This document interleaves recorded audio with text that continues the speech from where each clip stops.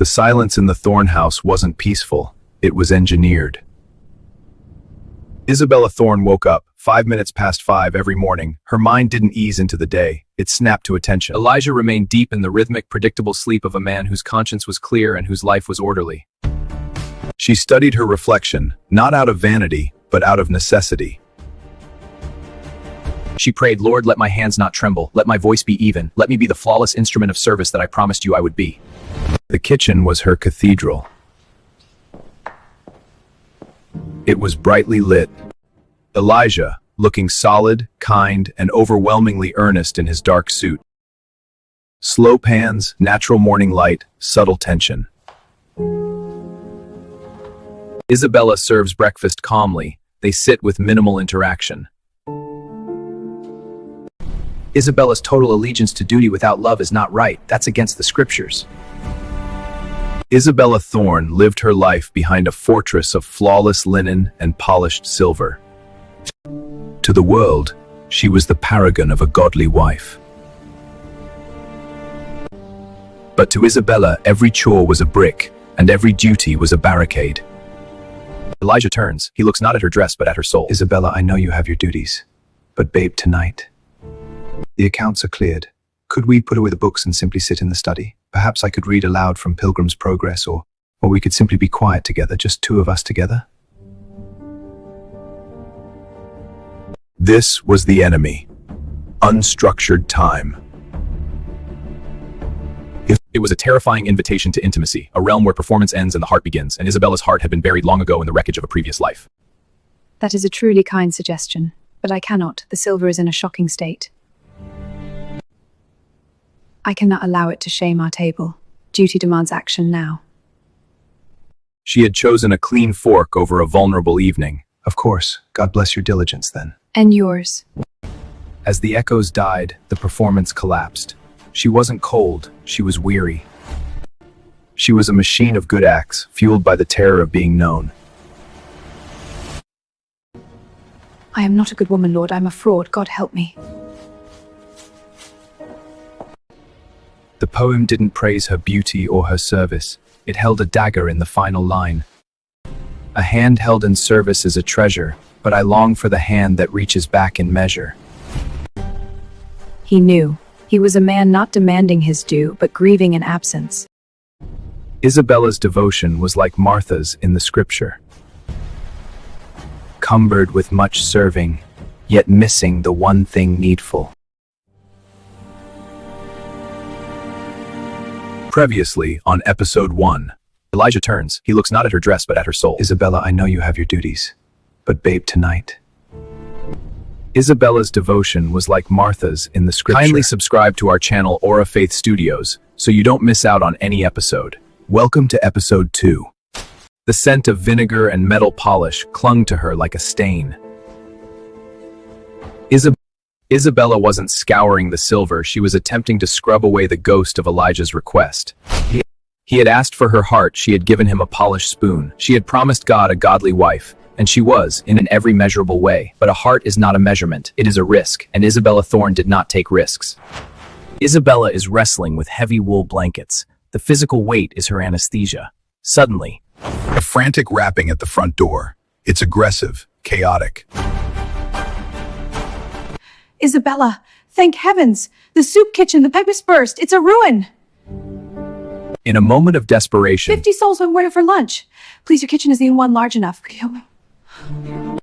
Could you open your home? Please, Isabella? Every instinct in Isabella screamed no. To open her doors was to invite the one thing she feared more than ruin, chaos. But the house may be utilized, but there must be absolute order. Outerwear on the back porch, hand scrubbed, no exceptions. Well, look at this, running a rescue operation in her own citadel. Isabella freezes. The color drains from her lips. Standing in those is Silas Campoy. Silas Finch, a man who knew Isabella before the walls were built, a man who had seen her heart when it was still soft enough to break. I saw the ruin at the society. Mrs. Albright said you'd made a monumental sacrifice. But tell me, Isabella, why face of a woman organizing a funeral? I am ensuring the dignity of the recipients, Mr. Finch. Charity requires structure. Otherwise, it descends into sentimentality. Structure, the bulwark against feeling. Tell me, does your structure make these people feel loved or simply managed? It matters not what they feel. Goodness is measured in deeds, not fleeting emotion. Ah, I'd forgotten. You prefer permanence, don't you? You prefer stone. The scripture warns, let all your things be done with charity, not as a performance, not as a penance.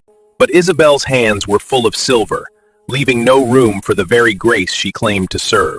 Viewers, can a marriage survive without vulnerability? Tell us your thoughts in the comments.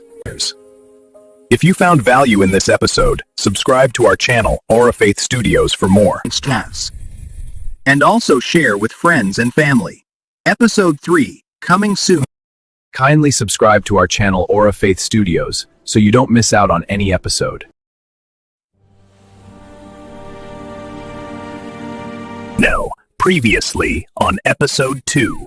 He had asked for her heart, she had given him a polished spoon. She had promised God a godly wife, and she was. Isabella freezes. The color drains from her lips. Standing in those is quietest. Kindly subscribe to our channel AuraFaith Studios so you don't miss out on any episode. Welcome to episode 3. Just as the tension threatened to snap, Elijah entered, and then he saw Silas. A spontaneous light she hadn't felt directed at her in years. Silas, what a gift! I heard you were back in the city, but come on, let me see you. Elijah, the credit of your magnificent wife. She's turned the chaos of a burst pipe into a feast for the neighborhood. She is, as always, doing the work of 3 mortals. Elijah pulls back, his eyes shining with a simple, generous pride. Isabella is the soul of order, meticulous, capable, and never, ever faltering in her commitment to duty. She is a blessing to this house. He loved the mask, he loved the perfect wife she was, never suspecting the hollow architecture underneath. His pride was a heavy cloak she couldn't remove. It is simply necessary work, Elijah. And what about rest, Elijah? Does a blessing not require rest? I remember Isabella was a woman who cherished time for contemplation, not just action. Indeed, I often suggest we read together in the evenings, but Isabella's commitment to stewardship is absolute. The house, the silver, they always demand her. Perhaps too much attention. Duty can be a beautiful thing, Elijah. But when duty becomes a refuge, a fortress against the vulnerability of the heart, it ceases to be godly. It becomes a cage. Titus 1:16 tells us, they profess that they know God, but in works they deny him. To claim to know God, while withholding love from a husband, is a life lived in a lie. It is the ultimate act of disobedience. I must return to the meal, Mr. Silas. If you wish to assist, you may organize the dry goods. Order is always a help. Order it shall be, Mrs. Isabella. I am happy to serve your duty. Isabella! Mrs. Thorne, wait!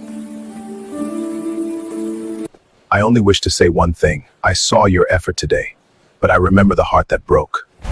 But you are only giving him a more profound loneliness. The Lord requires mercy, Isabella, not just sacrifice. And the greatest mercy you can offer your husband is the dangerous, terrifying gift of your truth. My dear loyal viewers, the fortress is cracking. Will Isabella choose her pride or her marriage? Hit subscribe to watch what happens in the next episodes. Share this video to spread the message of authentic godly love over empty duty. Episode 4 coming soon. Kindly subscribe to our channel AuraFaith Studios so you don't miss out on any episode.